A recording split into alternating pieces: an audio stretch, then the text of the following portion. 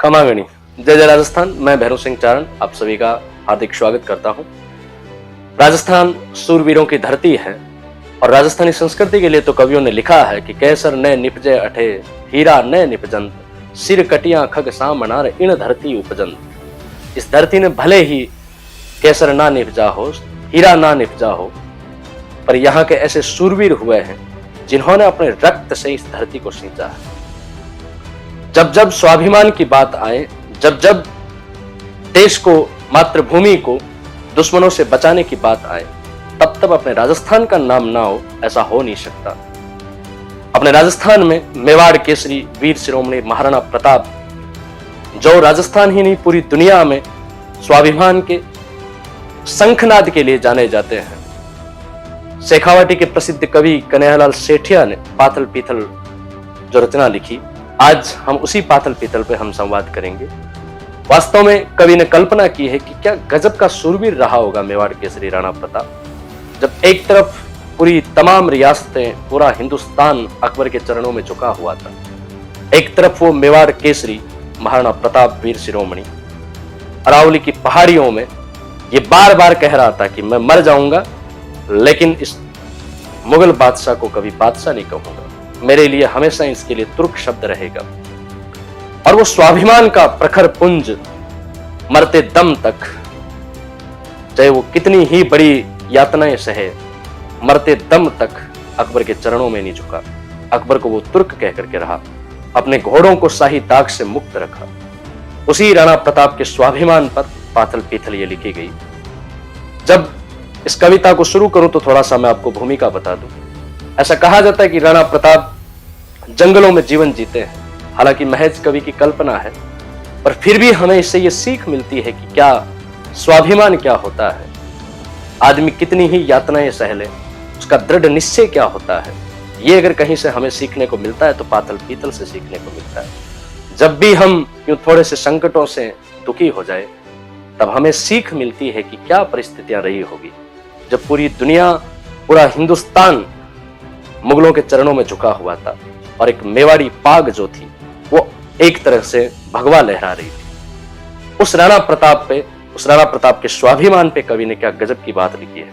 कहते कि राणा जंगलों में गाड़ियां लोहारों के साथ, भीलों के साथ, अपने सैनिकों के साथ, मेवाड़ी सैनिकों के साथ में जंगलों में छापामार युद्ध करते हैं और अकबर के सामने संधि नहीं रखते, अकबर से संधि नहीं करते। उस समय की परिस्थितियां ऐसी हो जाती है कि लगातार युद्धों के कारण जो महाराणा प्रताप राजसी ठाट बाट में रहा करता था, जो महाराणा प्रताप ऐशो आराम का वैभव, जो मेवाड़ जिसके लिए जाना जाता है, उस मेवाड़ के ऐशो आराम और वैभव को त्याग करके वो स्वाभिमानी सूरवीर जो है वो जंगलों में जीवन जीता है और अपने परिवार के साथ में यहां तक की परिस्थिति आ जाती है कि एक दिन अपने बेटे को घास की रोटी तक खिलानी।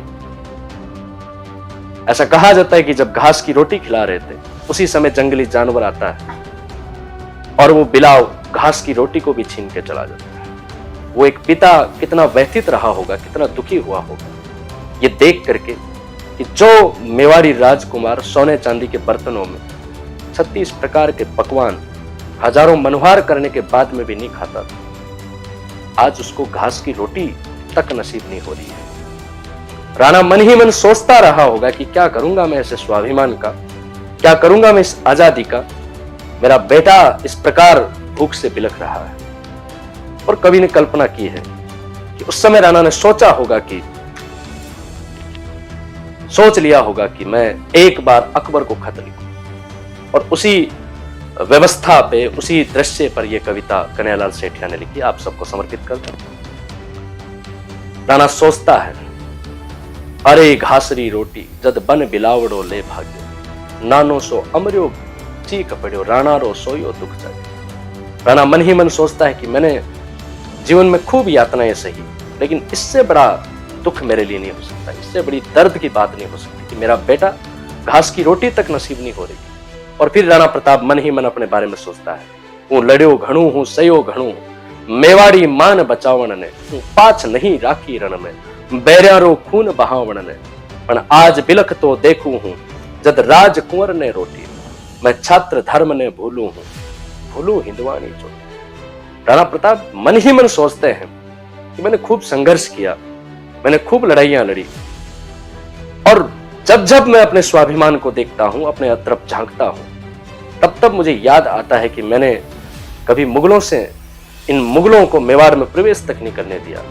पर जब आज अपने बेटे को इस प्रकार बिलखता हुआ देखता हूं तो मैं सब कुछ भूल जाता हूं। मैं वो हिंदवा सूरज का खिताब भूल जाता हूं, मैं वो क्षत्रिय धर्म भूल जाता हूं जब अपने बेटे को इस प्रकार बिलखता हुआ देखता हूं। राणा प्रताप फिर सोचते हैं, आसोच हुई तो टूक तड़क, राणारी भीम बजर छाती। और अंत में अपनी वज्र छाती को करके राणा प्रताप अकबर को खत लिखते हैं, आसोच हुई दो टूक तड़क, राणारी भीम बजर छाती, आंख्या में आंसू भर बोले हूं, लिखसूं अकबर ने पाती। राणा कहते हैं कि मैं अब अकबर को खत लिखूंगा और मैं ज्यादा यातनाएं नहीं देख सकता, अपने परिवार के लिए इतना कष्ट नहीं देख सकता, अपने नान्हे से बेटे को इस प्रकार बिलखता हुआ नहीं देखता।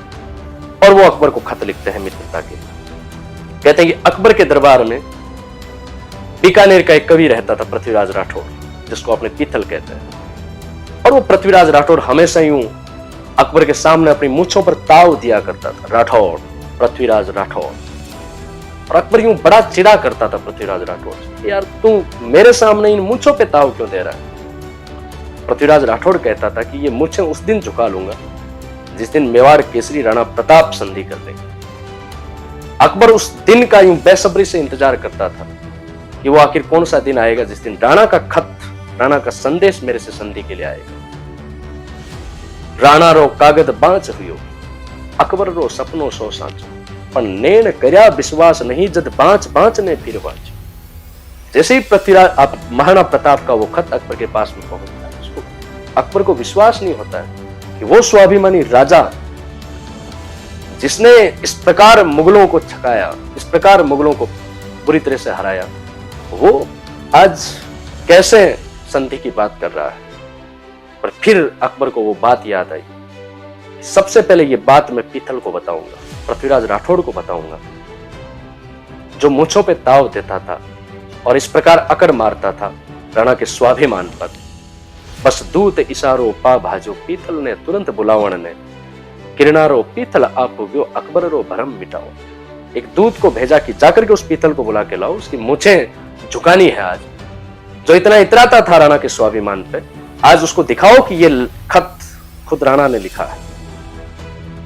और वो जैसे ही पृथ्वीराज राठौड़ पीथल पहुंचता है तो खुद अकबर कहता है, मैं बांध लियो है पीथल सुन, पिंजरा में जंगली शेर पकड़, यो देख हाथरो कागज है, तू देखा फिर से किया आगा। पीथल ये देख वो कागज है जो राणा ने खुद लिखा है।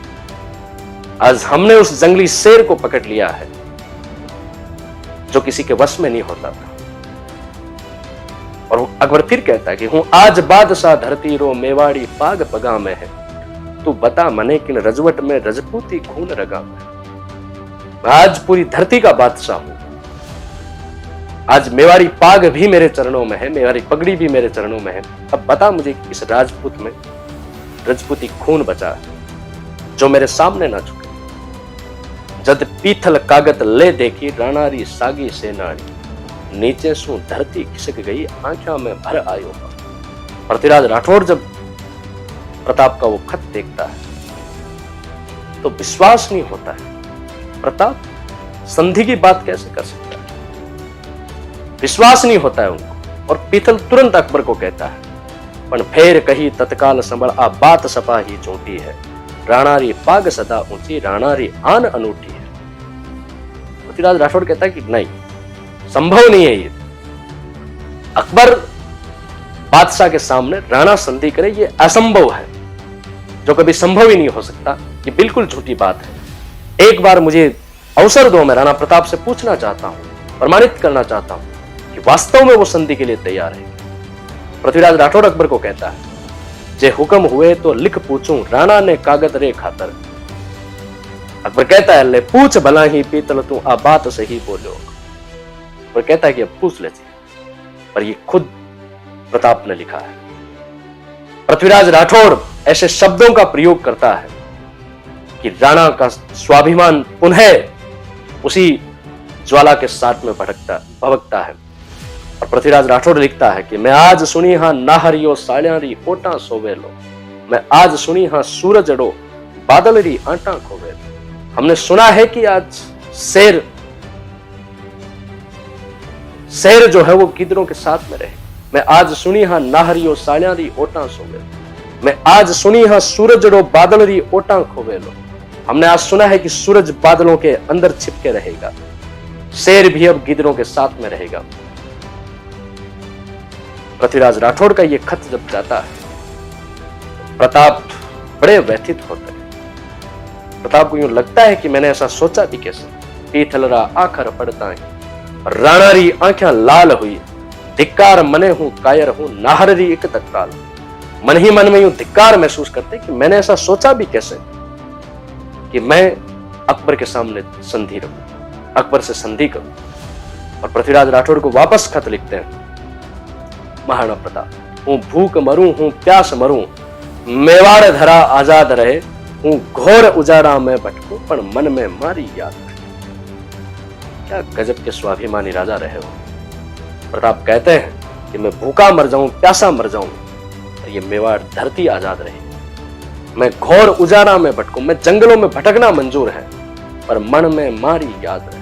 और इस मन में मात्र भक्ति, राष्ट्र भक्ति हमेशा जलती रहे। कहते हैं कि पीथल के खिमता बादल में जो रोके सूर उगाड़ी ने, सिंघारी हाथल से लेवे आकूख मिली कदशाली। पीथल इन गिद्धड़ों की इतनी औकात नहीं कि शेर के साथ रहना तो दूर की बात है, शेर की एक झपेट भी सहन कर सके।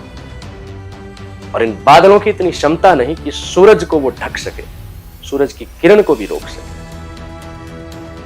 जद राणा रो संदेश गयो पीथलरी छाती दूनी, हिंदवाणु सूरज चमके हो अकबर की दुनिया सु। जब राणा का यह खत वापस पहुंचता है तो अकबर की सारी मनोकामनाएं धाराशायी हो जाती है, उसके वो सारे स्वप्न जो है वो अधूरे रह जाते हैं, वो सारे अरमान जो है वो फीके पड़ जाते हैं। जो उसने सोचा था कि आज मेवाड़ी सूरवीर संधि करेगा और राणा उसके सामने झुकेगा। ऐसे सूरवीर महाप्रण स्वाभिमानी महाराणा प्रताप को मेरा शत शत नमन, एक बहुत बड़ा सैल्यूट। जय जय राजस्थान।